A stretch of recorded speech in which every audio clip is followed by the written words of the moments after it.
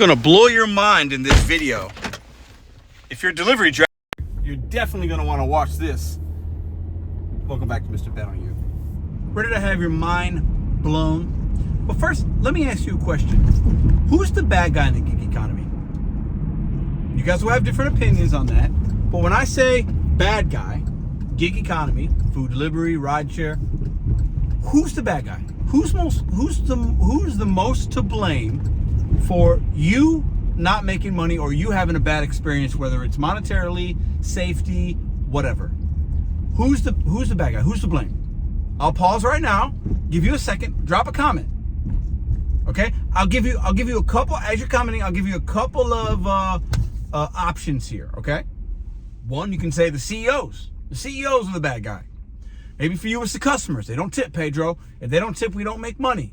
Some of you are going to say it's Jose and Hector and Luis and Maria in the Walmart Park's parking lot, Pedro. I know they're illegal. I know it. I can't prove it, but I know they're illegal. It's the Indian guys. It's the Venezuelan.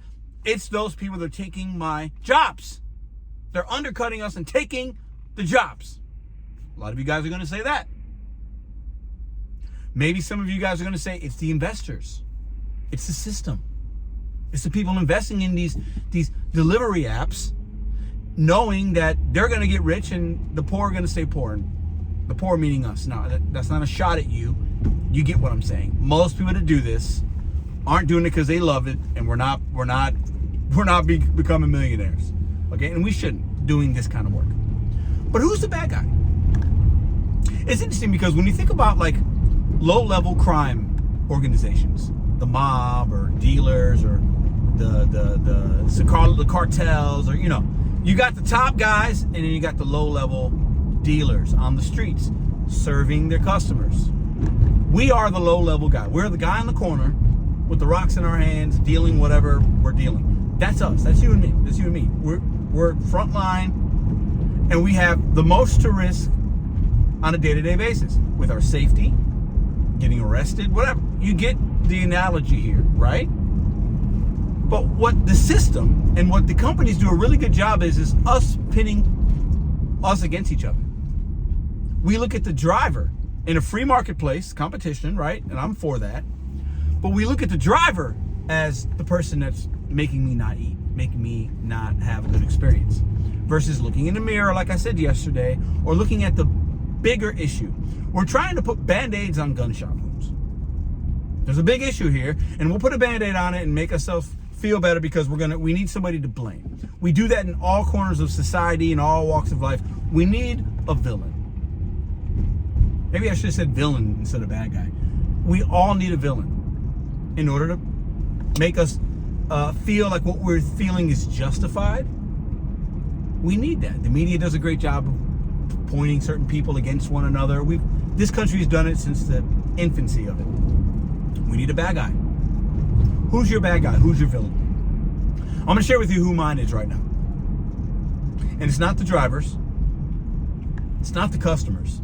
I might be, no tip, no trip, and some customers are pretty crappy. Most are really good. And without them, we don't make money.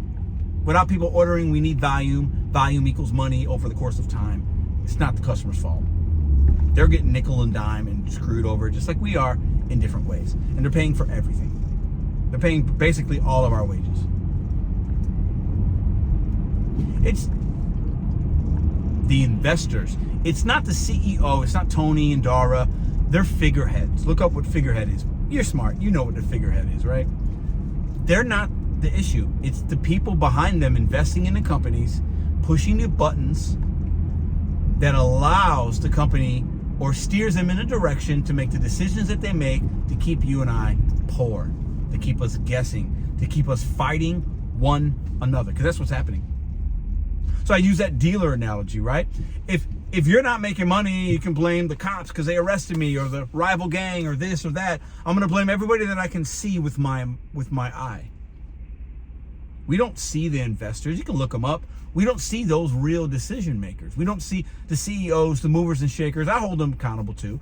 We don't see those individuals. They're just taking advantage of the system that we have in this country.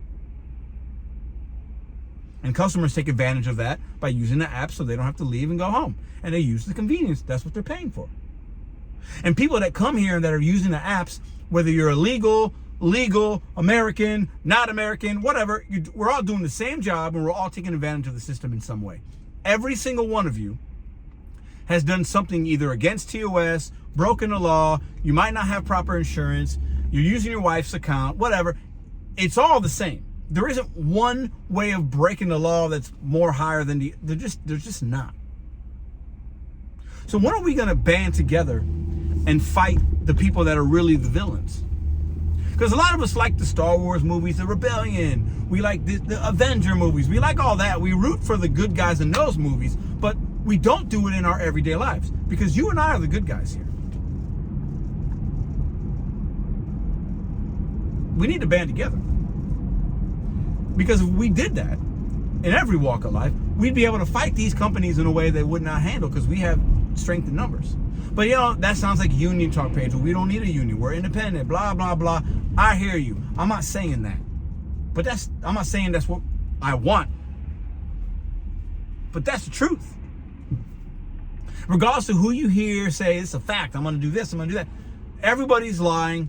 Everybody's manipulative. Everybody has a hidden agenda if they have a channel. Everybody's blowing smoke. Everybody thinks their opinion's right.